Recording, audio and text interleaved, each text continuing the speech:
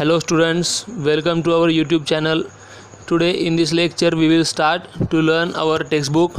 So everyone please keep their textbook in front of them and open it. Take out page number 7. In previous lecture we have completed grammar and auxiliaries, and in our first lecture we have already completed the first poem, that is 1.1 Teenager's Prayer. And now in this lecture we will study about lesson number 1.2, an encounter of a special kind, page number 7. So everyone should keep their textbook in their front and see page number 7, an encounter of a special kind. First of all, see the title. What's the title? An encounter of a special kind. An encounter, एन्काउंटरचा अर्थ होतो की एक प्रकारची चकमक, एक वेगळ्या प्रकारची झालेली चकमक. An encounter of a special kind. Special kind म्हणजे एक वेगळ्या प्रकारची, एक विशेष पद्धतीची, एक विशेष अविस्मरणीय अशी चकमक झालेली आहे, तर त्याबद्दलची स्टोरी आहे. It is story related to an encounter of a special kind. इथं ॲन लागलेलं आहे. एन्काउंटरची स्पेलिंग ई पासून स्टार्ट होते, त्यामुळे त्याला ॲन हे आर्टिकल लागत असतं. तर हे होतं title. Then we will see about warming up, chit chat. What's the first question in chit chat? There is one picture. In that picture there is one girl and she is carrying one dog or one puppy in a pot, and she is carrying that puppy in a pot by walking in water. म्हणजे that means she is saving that puppy. ती त्या कुत्र्याच्या पिल्लाला वाचवते आहे. हे आपण पहिल्या चित्रामध्ये बघत आहोत. We are watching this picture. What do you see in the picture? The girl is saving puppy from a water. पाण्यामधून त्याला वाचवते आहे. In second question, what do you think the girl is trying to do and why? काय वाटतं आहे तुम्हाला की ती मुलगी कशाचा प्रयत्न करत आहे आणि का करत आहे? She is trying to save that puppy. And why? Because everyone's life is important, so that's why she is saving that puppy. And she has kindness. तिच्याकडे काय आहे? दयाळूपणा आहे. That's why she is trying to save that puppy. Third one, if you were in the place of that girl, what would you do? जर तुम्ही त्या मुलीच्या जागी असते तर तुम्ही काय केलं असतं? सिंपल प्रश्न आहे. That is very simple question. If we were in the place of that girl, definitely we would also save to that puppy. आम्हीसुद्धा त्या कुत्र्याच्या पिल्लाला वाचवलं असतं. And next question is, do you think she will become successful in her mission? तुम्हाला असं वाटतं का की ती तिच्या या मिशनमध्ये सक्सेसफुल होईल? Definitely she will become successful in her mission because she is trying hard to save that puppy, and definitely she will save that puppy. ती त्या कुत्र्याच्या पिल्लाला वाचवेल. ती तिच्या मिशनमध्ये नक्की सक्सेसफुल होईल. Yes, I think that she will become successful in her mission. हे असे चिटचॅटचे प्रश्न सॉल्व्ह केले की काय होत असतं, एक बॅकग्राऊंड तयार होतं. आपल्याला जी स्टोरी वाचायची आहे त्यासंबंधीचं एक बॅकग्राऊंड तयार होत असतं, आणि त्यामुळे आपल्याला ही स्टोरी समजली पाहिजे. मग त्याच्यासाठी असं विशेष प्रकारचं बॅकग्राऊंड तयार केलं पाहिजे. म्हणून चिटचॅटचे प्रश्न वाचले पाहिजेत, ते सोडवण्याचा ट्राय केला पाहिजे. We have to read the question of chitchat and also we have to try to solve that all questions of chitchat for making the background of our story. आपल्या स्टोरीचं बॅकग्राऊंड आपण असं बनवलं पाहिजे. नेक्स्ट तिथे आणखी आहे, match the appropriate headings with the images. तिथे आपल्याला काही इमेजेस दिलेले आहेत. There are 4 images they have provided us, and we have to match those all appropriate headings with those images. त्या इमेजेससोबत आपल्याला ते जोडायचं आहे. पहिल्यांदा बघा काय दिलेलं आहे. आवर लक्झरियस बंगलोज. लक्झरियस म्हणजे काय? विलासी, ऐशो आराम, सर्व सुविधांनी युक्त असं. आवर लक्झरियस बंगलोज. आता बघा, देर आर 4 पिक्चर्स. तिथे 4 चित्र आहेत, आणि त्या 4 चित्रांमध्ये कुठलं चित्र आहे की जे लक्झरियस बंगलोचं आहे? पिक्चर नंबर सीचं जे पिक्चर आहे ते पिक्चर काय आहे? बंगलोचं आहे. एकदम विलासी असं छान राहण्यासारखं बंगल्यासारखं घर आहे. तर सी त्या चौकोनमध्ये, त्या स्क्वेअरमध्ये लिहायचं आहे तुम्ही. अँड सेकंड नंबर काय सांगितलं आहे, माय फेवरेट पास टाईम, म्हणजे माझा विरंगुळ्याचा वेळ, आवडता विरंगुळ्याचा वेळ. आता त्यामध्ये काय दिसतं आहे तुम्हाला, विरंगुळ्याच्या वेळमध्ये एकदम छानपैकी एकतर ए आणि बीमध्ये कन्फ्युजन व्हाल, की कोणी म्हणेल मी विरंगुळ्याच्या एकदम पास टाईममध्ये वाचन करतो, कोणी म्हणेल मी पुस्तकांचा विचार करतो, किंवा पुस्तकाचा वेळ जो आहे तो माझा विरंगुळ्याचा वेळ आहे. त्यानंतर तिचं ए हे उत्तर आहे त्याचं. आणि 3 नंबर बघा, व्हॉट अ कॉमोशन. कॉमोशनचा अर्थ होतो नॉईस किंवा गोंधळ, आवाज. कुठं दिसतो आहे गोंधळ, पिक्चर नंबर डीमध्ये गोंधळ दिसतो आहे. आणि नंतर 4 नंबर आहे, एनग्रोज्ड इन माय बुक. एनग्रोज्ड म्हणजे गुंग होऊन जाणे, बिझी होणे.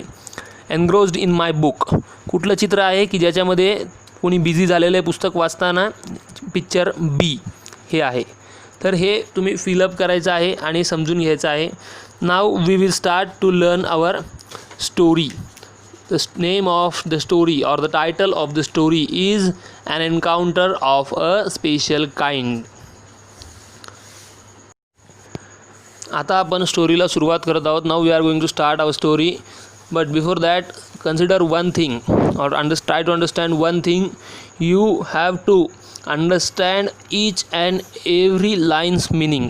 प्रत्येक लाईनचा मिनिंग तुम्हाला समजून घेतलाच पाहिजे, because it is very useful for solving passages. हे पॅसेजेस सॉल्व करायची ज्यावेळेस वेळ येईल त्यावेळेस हे खूप यूजफुल असतं. याच्यातला एखादा पॅसेज आला तर तुम्हाला त्याच्यातले उत्तरं लिहिता आले पाहिजेत. उत्तरं तेव्हाच लिहिता येतील ज्यावेळेस तुम्हाला यातल्या प्रत्येक सेंटेन्सचा अर्थ समजलेला असेल. जर तुम्हाला यातला प्रत्येक सेंटेन्सचा अर्थ समजलेला असेल तर तुम्हाला पॅसेजेसमधले उत्तरं लिहिता येतील. मग ते एक मार्काचे असतील, 2 मार्काचे असतील, किंवा त्याच्यातले पर्सनल रिस्पॉन्सचे क्वेश्चन्स असतील. यासाठी टेक्स्टबुकमधले हे सगळे चॅप्टर्स, हे सगळ्या स्टोरीज व्यवस्थितपणे अर्थासकट समजलेल्या असल्या पाहिजेत. So let's start. Page number 8. My father was a medical professional working for a private company in Raniganj in West Bengal. The officers of the company were housed in individual bungalows inside a large campus. Our house was in a corner of the campus. The officers' club was adjacent to the boundary wall of our garden. The compound was luxurious with green grass and colorful flowers and a host of tall and majestic trees. The seasonal vegetables in the kitchen gardens of the households and the magnificent trees constantly attracted squirrels and many species of birds. A group of langurs had even made their den in an ashwatha tree nearby. They had all become a part and parcel of our existence and daily life. हा first paragraph होता. त्यामध्ये बघा आता काय सांगितलेलं आहे. My father was a medical professional working for a private company in Raniganj in West Bengal. Author कोण आहे, लेखक कोण आहे, तोपन मुखर्जी. तोपन मुखर्जी हे लेखक, त्यांनी स्वतःबद्दल लिहिलं आहे. त्यात सांगितलं आहे की my father was a medical professional, म्हणजे त्यांचे फादर, त्यांचे वडील हे एका मेडिकल प्रोफेशनमध्ये होते आणि ते एका प्रायव्हेट कंपनीमध्ये काम करत होते. Working for a private company, एका खाजगी कंपनीमध्ये ते काम करत होते. कुठे, वेअर, इन राणीगंज. राणीगंज नावाचं ठिकाण आहे कोणत्या राज्यात, इन वेस्ट बेंगाल, पश्चिम बंगाल राज्यामध्ये राणीगंज नावाचं ठिकाण आहे. तिथे लेखकाचे वडील हे मेडिकल प्रोफेशनमध्ये होते. The officers of the company were house in an individual bungalows inside a large campus. एका खूप मोठ्या परिसरामध्ये त्या कंपनीचे सगळे ऑफिसर्स हे राहत होते. इंडिव्हिज्युअल बंगलोजमध्ये, वेगवेगळ्या अशा स्वतंत्र अशा बंगल्यांमध्ये त्या कंपनीचे सगळे ऑफिसर्स राहत होते एका मोठ्या परिसरामध्ये. Our house was in a corner of the campus. त्या परिसराच्या एकदम कोपऱ्यामध्ये लेखकाचं घर होतं. आवर हाऊस म्हणजे त्यांचं घर, म्हणजे आमचं घर हे त्या कॅम्पसच्या एकदम कोपऱ्यामध्ये असं होतं. The officers club was adjacent to the boundary of wall garden. त्या ठिकाणी ऑफिसर्स क्लब हा एक होता. ऑफिसर्स लोकांचा एक क्लब असायचा आणि तो adjacent to the boundary wall of our garden. आमच्या गार्डनच्या बाउंड्री वॉलला लागूनच तो ऑफिसर्स क्लब होता. And the compound was luxurious with green grass. And colourful flowers and host of tall and majestic trees. त्या ऑफिसर्स क्लबचं जे कंपाऊंड होतं ते खूप छान असं सर्व सुविधांनी युक्त होतं, लक्झरियस होतं अँड विथ ग्रीन ग्रास, छान हिरवगार गवत होतं अँड कलरफुल फ्लावर्स, रंगीबेरंगी फुले होती and host of tall and majestic trees. आणि तिथे काय होते, होस्ट होते म्हणजे यजमान होते तिथलेच झाडं होते. ती झाडं म्हणजे काय तर उंच झाडं, tall trees and majestic trees. Majestic म्हणजे भव्य असे झाडं. तर इथं काय आहे, here is a totally description of that campus. त्या कॅम्पसचं इथं व्यवस्थित प्रकारे छान असं वर्णन करून सांगितलेलं आहे. The seasonal vegetables in the kitchen gardens of the households and magnificent trees constantly attracted squirrels and many species of birds. तर त्या गार्डनच्या तिथंच त्यांच्याकडे आणखी काय होतं, seasonal vegetables in the kitchen garden, म्हणजे ऋतूनुसार येणारा सगळा भाजीपाला त्यांच्या त्या किचन गार्डनमध्ये होता. अँड ऑफ द हाऊसहोल्ड, त्याच्या घराच्या किचन गार्डनमध्ये तो सगळा होता. अँड द मॅग्निफिशंट ट्रीज, भव्य अशी मोठमोठी झाडं, constantly attracted squirrels and many species of birds. जिथं मोठी मोठी झाडं असतात, अशी मॅग्निफिशंट ट्रीज असतात, ते सातत्याने कॉन्स्टंटली काय करत असतात, अट्रॅक्टेड स्क्विरल्स. कशाला अट्रॅक्ट केलं होतं त्यांनी, स्क्विरल्स म्हणजे खारुताई and many species of birds, आणि पक्ष्यांच्या विविध जाती, वेगवेगळ्या प्रकारचे पक्षी तिथं आकर्षिले जात होते. का, कारण तिथं झाडी होती. हे सगळे झाडं असल्यामुळे तिथे वेगवेगळ्या प्रकारचे पक्षी प्राणी येत होते. तर हा फायदा असतो झाडं लावण्याचा. And a group of langurs had even made their den in the ashwattha tree near by. A group of langurs, वानरांचा एक ग्रुप, वानरांचा एक समूह, माकडांचा एक समूह काय केलं होतं त्यांनी, had made even their den. Den म्हणजे त्यांची जागा, राहण्याची जागा माकडांची. कुठे बनवली होती, in an ashwattha tree near by. Ashwattha tree म्हणजे काय, ते पिंपळाचं झाड असतं, पिंपळाच्या झाडाला अश्वत्था ट्री म्हणतात. अश्वत्था ट्री नियर बाय, तर जवळच असलेल्या एका पिंपळाच्या झाडावर माकडांच्या एका समूहाने त्यांची जागा बनवली होती, त्यांची राहण्याची जागा बनवलेली होती. They had all become a part and parcel of our existence and daily life. ते माकडंसुद्धा काय बनले होते, आमच्या दैनंदिन जीवनाचा एक भाग बनले होते, आमच्या अस्तित्वाचा तिथे एक भाग बनून राहत होते. A small incident on Saturday afternoon left a profound effect on me and unfolded before my eyes a whole new dimension to the wonders of God's creation.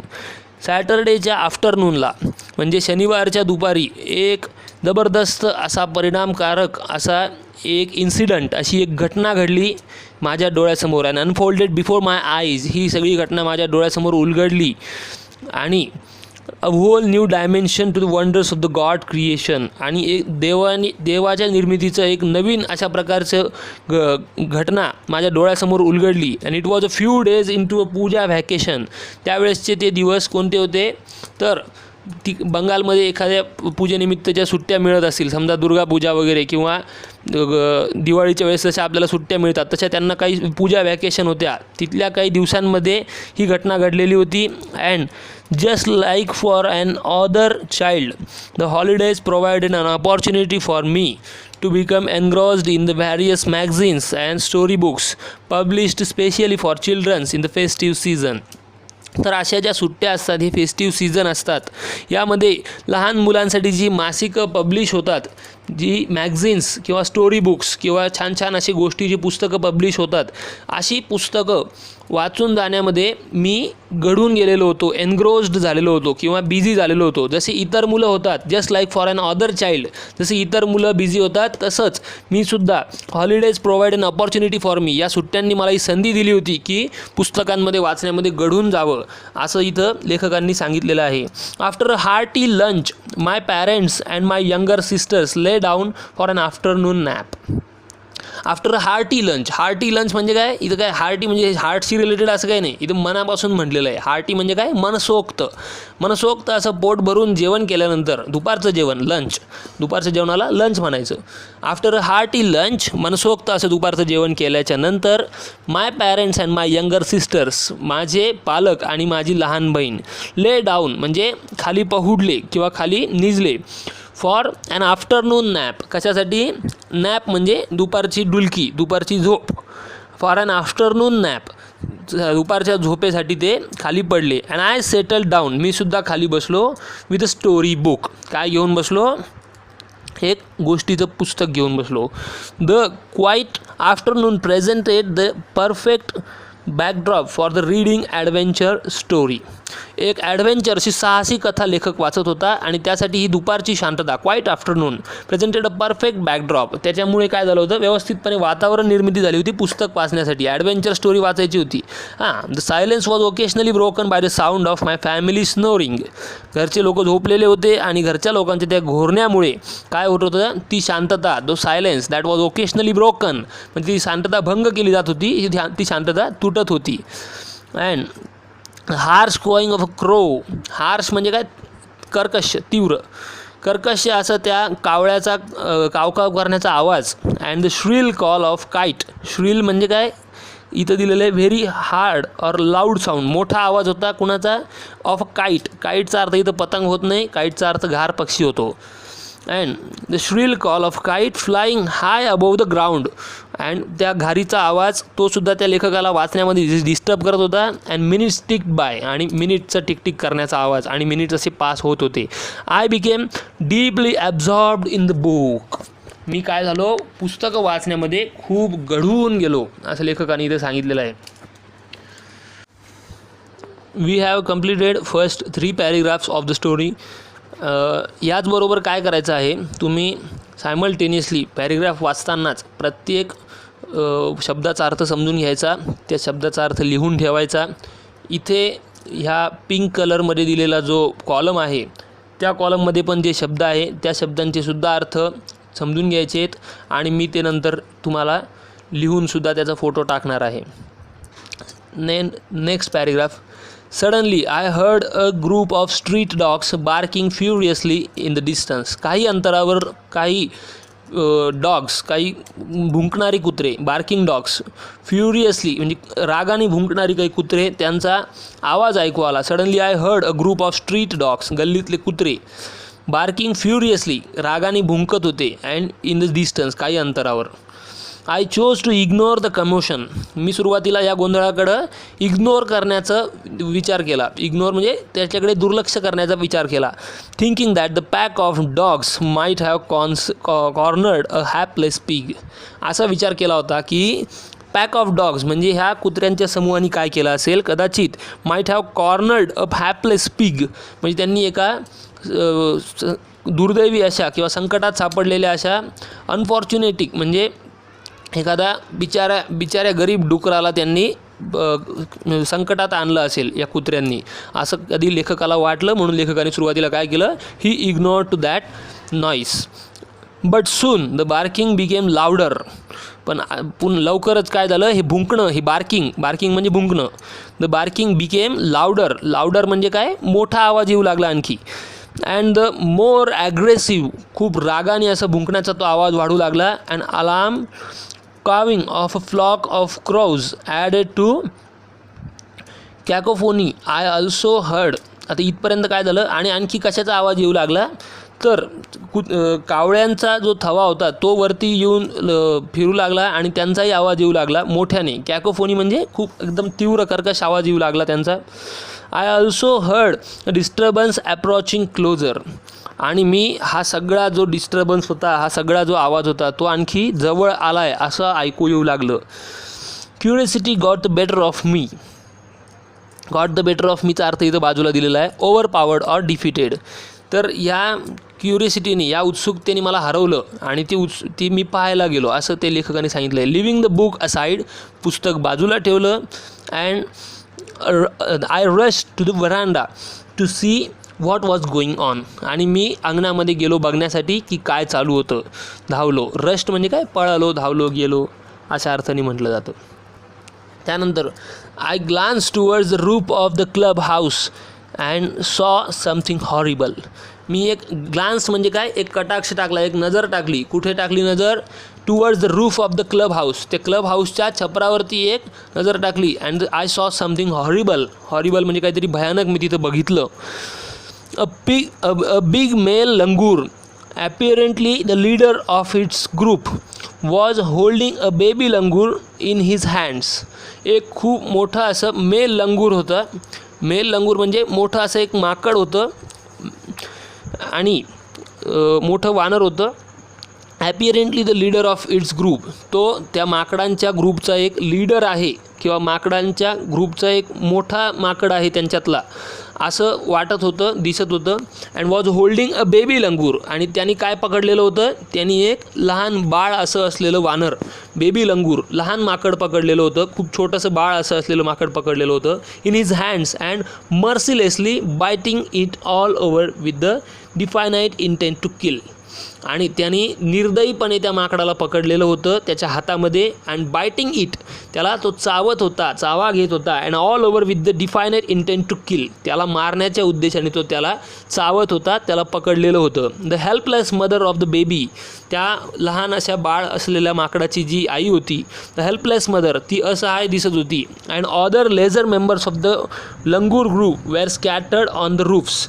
आणि इतर जे माकडं होते ते त्या छपरावरती इकडं तिकडं पसरलेले होते, इकडं तिकडं फिरत होते म्हणजे घाबरून ते इकडं तिकडं पसरलेले होते किंवा निघालेले होते.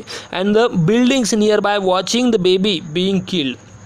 आणि त्या रूफवर आणि बिल्डिंगवर इकडं तिकडं जाऊन बसले होते आणि फक्त बघत होते त्या लहान बाळ असलेल्या माकडाला कसं मारलं जातं आहे हे नुसतं ते बघायचं काम करत होते इतर माकडं. I recall the terrible custom in the animal clan according to which a dominant male usually does not allow another whole male baby or adult to survive within its group. मला एक गोष्ट आठवली, लेखकाला एक गोष्ट आठवली. I recall a terrible custom. Terrible custom म्हणजे काय, माकडांमध्ये असलेली एक भयानक अशी परंपरा आहे. माकडांमध्येच नाही, प्राण्यांमध्ये. In the animal clan. Clan म्हणजे काय, ग्रुप त्यांचे इन व्हेरी लार्ज फॅमिली. जे प्राण्यांचे मोठे मोठे फॅमिलीज असतात, ह्या प्राण्यांचे हे मोठे मोठे ग्रुप असतात, यांच्यामध्ये एक भयानक अशी परंपरा असायची. ती परंपरा लेखकाला आठवली. आणि काय, द अकॉर्डिंग टू विच, त्या परंपरेनुसार किंवा त्या प्रकारच्या प्रथेनुसार डॉमिनंट मेल म्हणजे जो कोणी वर्चस्व गाजवणारा असा डॉमिनंट असा जो कोणी माकड असेल किंवा जो कोणी मोठा प्राणी असेल, तो मेल प्राणी असेल, युजली डज नॉट अलो टू अनदर मेल बेबी. त्याला असं वाटत नाही की कोणी दुसरा एखादा मेल बेबी असेल तर तो पुढे येऊन मोठा बनावा. Or adult to survive with its group, आणि त्यांच्या पूर्ण ग्रुपला व्यवस्थितपणे वाचवावा आणि तो मोठा बनावा असं वाटत नाही, म्हणून तो काय करतो, तो त्यांना मारून टाकत असतो. अशी ती प्रथा असते.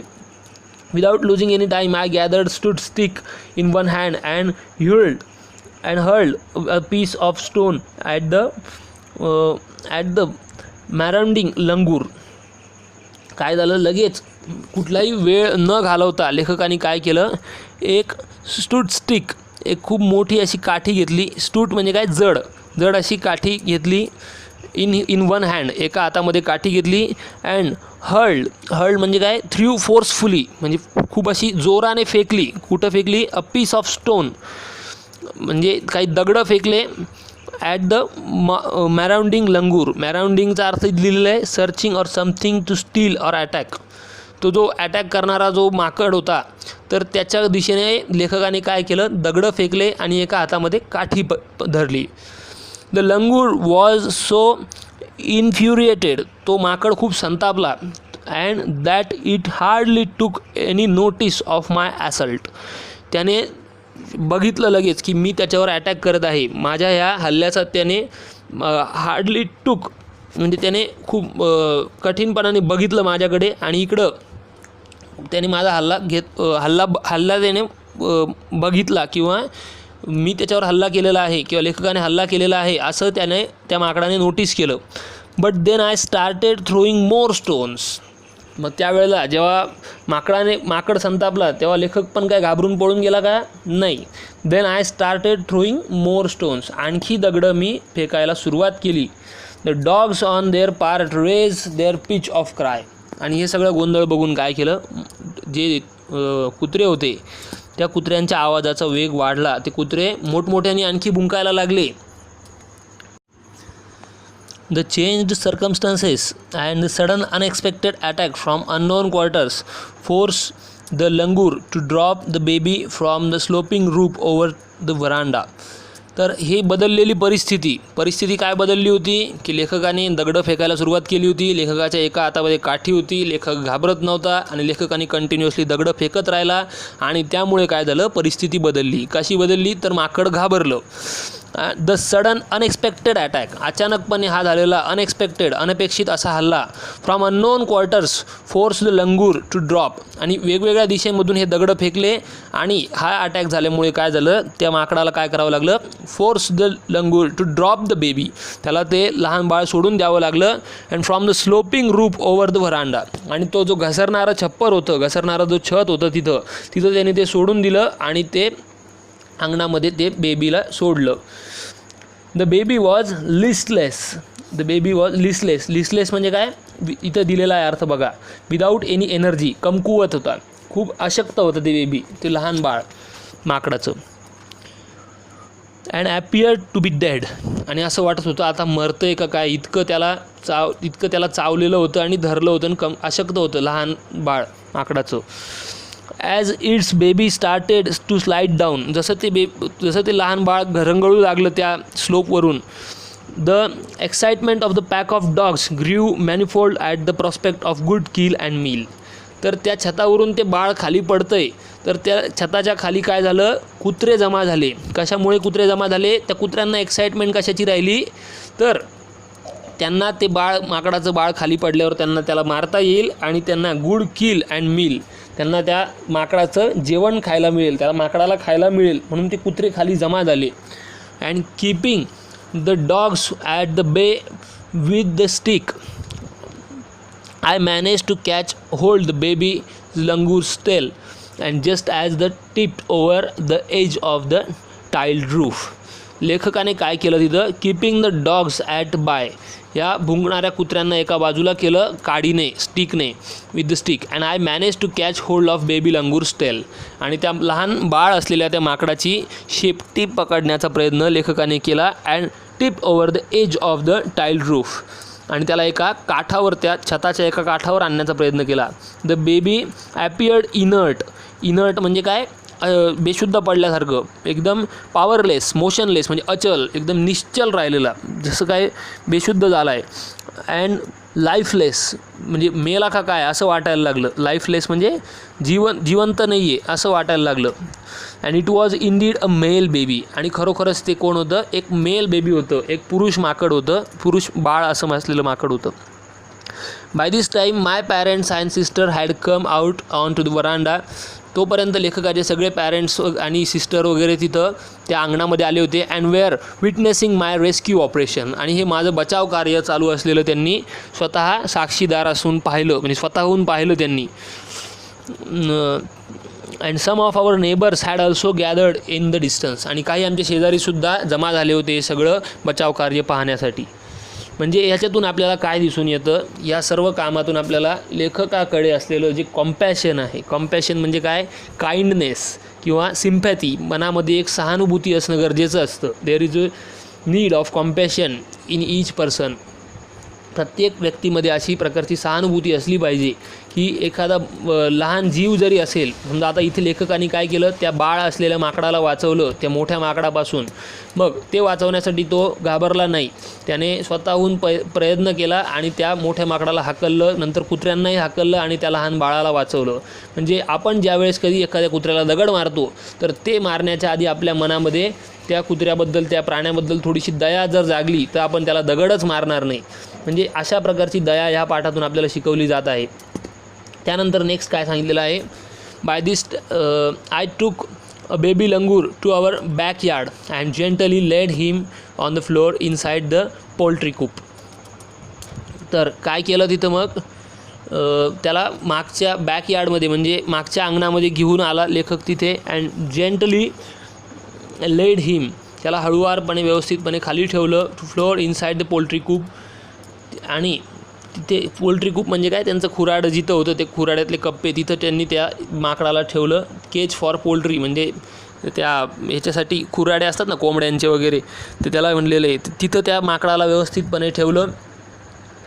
His body was full of deep bite marks. Bite marks म्हणजे काय, चावल्याच्या खुणा होत्या त्याच्या शरीरावर पूर्णपणे, त्याच्या पूर्ण his body was full of deep bite marks. Deep म्हणजे खोलवर चावल्याच्या खुणा होत्या. अँड स्क्रॅच म्हणजे काय, जखमा होत्या खूप, त्याच्यावर जखमी झालेला होता ते माकड सगळं. And blood was oozing from some of the wounds. काही जखमांमधून काय निघत होतं, वाउंड्स म्हणजे जखमा, आणि स्क्रॅच म्हणजे काय, पूर्णपणे फाटलेलं होतं. अँड ब्लड वॉज ओझिंग म्हणजे काय, ओघळत होतं, पूर्ण रक्त ओघळत होतं. Blood was oozing from the some wounds, काही जखमांमधून रक्त वाहत होतं. The baby remain motionless. अजून पण ते बाळ माकड कसं होतं, मोशनलेस होतं, काहीही हालचाल करत नव्हतं. My father provided first aid to clean the wounds. लेखकाच्या वडिलांनी, माझ्या वडिलांनी काय केलं, त्या माकडाला फर्स्ट एड दिलं, प्रथमोपचार म्हणजे काय, त्याच्या जखमा पुसणे, त्याला कापूस लावणे, हळद लावणे, असे काही जे प्रथमोपचार करतो आपण त्याला फर्स्ट एड म्हणतात, सुरुवातीला केलेले उपचार. माय फादर प्रोव्हाइडेड, त्यांनी प्रथमोपचार पुरवले. टू क्लीन द वाउंड्स, त्या जखमांना स्वच्छ केलं, जखमांना स्वच्छ करण्यासाठी प्रथमोपचार दिले. अँड स्टॉप द ब्लीडिंग, आणि तो रक्तप्रवाह थांबण्यासाठी त्यांनी तिथं कापूस वगैरे लावला. And I was relieved to find out that baby was breathing. आणि मला कशाची रिलाइव्ड, मला काय वाटत होतं, तर तो जो लहान बाळ आहे, माकड आहे, तो श्वास घेतो आहे का नाही ह्याबद्दल मी शोधत होतो, मी पाहत होतो. And even though his breaths were shallow, आणि तरीसुद्धा त्यावेळेस एवढं झाल्यावरसुद्धा त्या लहान बाळाचं जे माकडाचं श्वास होता तो थोडा कमी असा दिसत होता, चालू आहे असं दिसत होतं. And splashes of cold water made the baby stir. त्याच्यावरती काही थंड पाण्याचे शिंतोडे उडवले, थंड पाणी शिंपडलं, आणि त्यामुळे त्या लहान बाळाला काय आले, शुद्ध आली, त्या माकडाला शुद्ध आली. स्टिर म्हणजे त्याला जागृत केलं, चेतवलं. अँड आफ्टर अ फ्यू शेकी अटेम्प्ट्स, काही थरथरून असं त्याने काय केलं, ही सॅटअप, तो व्यवस्थितपणे बसला. थरथर करत, घाबरत तो माकड, लहान बाळ असेल ते बसलं. ही was in the state of shock. त्याला एकदम असा एक प्रकारचा धक्का लागल्यासारखं होतं, कारण इतका मोठा अटॅक त्याच्यावर झालेला होता. And started trembling like a leaf in the wind. आणि जसं एखादं पान थरथर करत असतं तसं, म्हणजे विंड म्हणजे काय, वारा आल्यावर एखादं पान कसं थरथर करतं तशाप्रमाणे he was in the state of shock and started trembling like a leaf in the wind. And his 2 little twinkling eyes, त्याचे 2 लहान असे लुकलुकणारे चमकणारे डोळे, welled up with tears. Welled up म्हणजे काय, ओलावले होते, डोळ्यामध्ये पाणी आलं होतं, कसं, विथ टीयर्स, अश्रू आले होते. And he started to sob with the muffled cry. Sob म्हणजे काय, हुंदका देत तो रडू लागला. इथं मफल्डचा अर्थ दिलेला आहे बाजूला, क्वाइटिन और सप्रेस्ड साऊंड म्हणजे हुंदका देणे, रडण्याचा आवाज असा तो काढत होता हुंदका देऊन.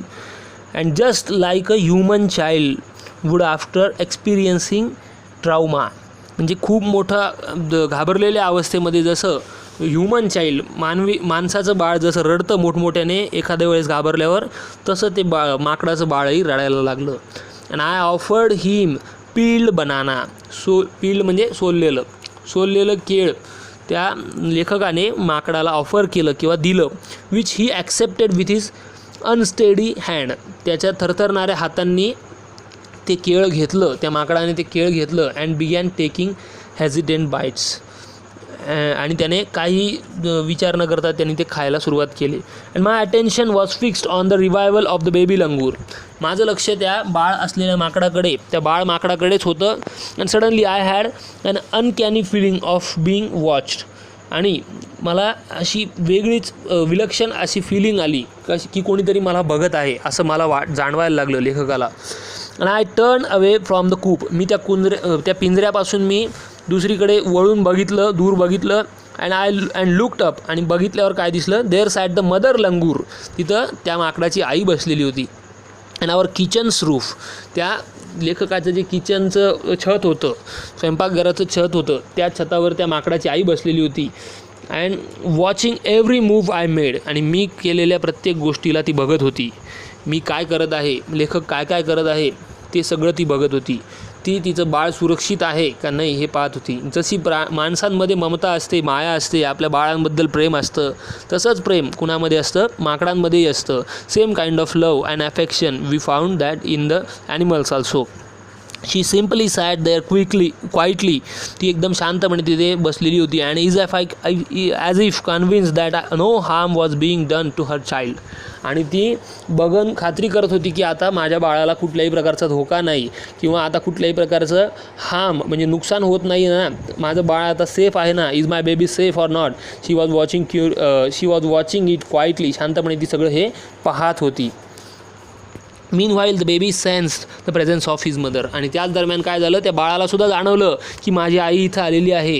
The meanwhile the baby sense, त्याला जाणवलं the presence of his mother, त्याच्या आईची उपस्थिती जाणवली, त्याची आई तिथं आली आहे त्याला जाणवलं. अँड स्टार्टेड टू सोब and cry a little louder. आणि तसं कळाल्यावरती ते आणखीनच खूप मोठ्याने रडायला त्या बाळाने सुरुवात केली.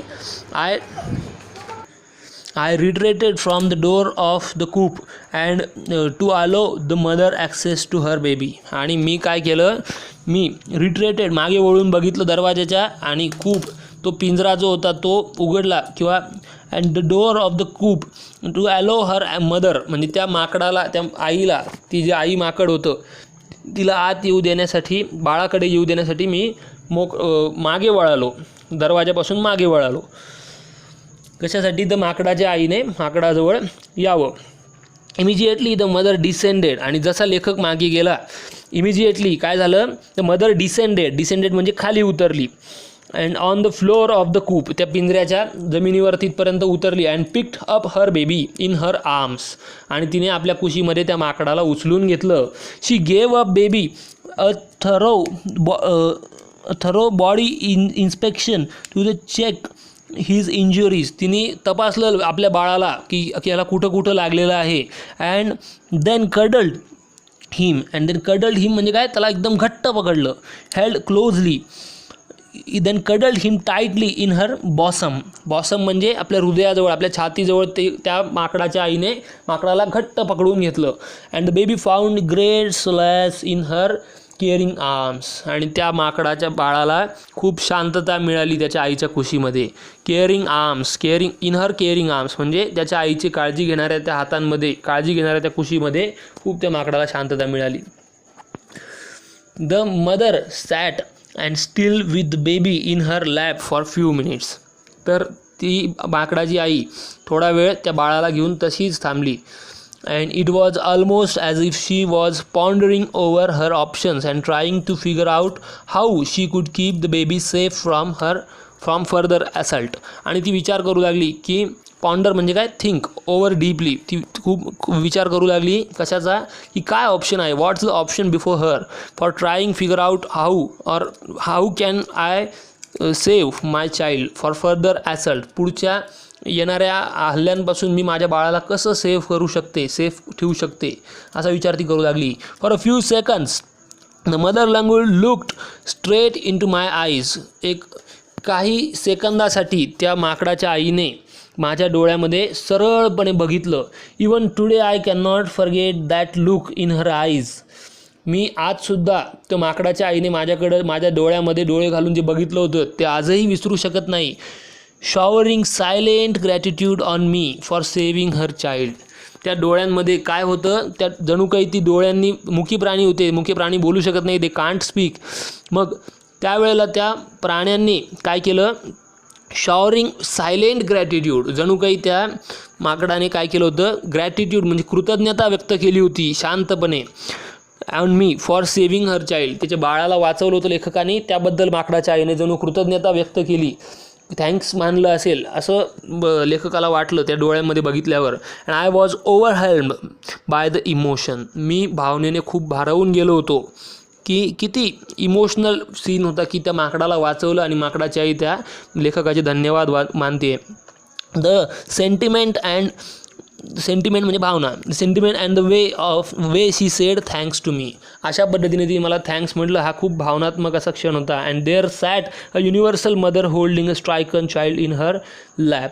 जणू काही एक्झिस्टिंग सगळीकडे युनिव्हर्सल मदर म्हणजे खूप मोठ्या मनाने असे त्या आईने तिच्या बाळाला असं आर्ममध्ये पकडून घेतलेलं होतं. स्ट्रायकन म्हणजे स्ट्रायकनचा अर्थ इथं काय दिलेला आहे, त्रास झालेला, ते जबरदस्त मार बसलेलं ते बाळ होतं. स्ट्रायकन चाइल्ड म्हणजे मार खाल्लेलं बाळ. इन हर लॅप, तिच्या कुशीमध्ये पकडून घेतलेलं होतं. Then in flash she jumped with her baby clinging to her belly and reach our kitchen's roof. आणि क्षणार्धात काय केलं माकडाच्या आईने, she jump with her baby, तिने त्याच्या बाळासोबत उडी मारली, क्लिंगिंग टू हर बेली, आणि त्या माकडाला आपल्या पोटाशी धरून उडी मारली, and reach our kitchen's roof, आणि किचनच्या छतावरती जाऊन ती पोचली. शी सर्वेड द एरिया, तिने आजूबाजूच्या एरियाचं निरीक्षण केलं, फॉर द विस्कियस मेल लंगूर.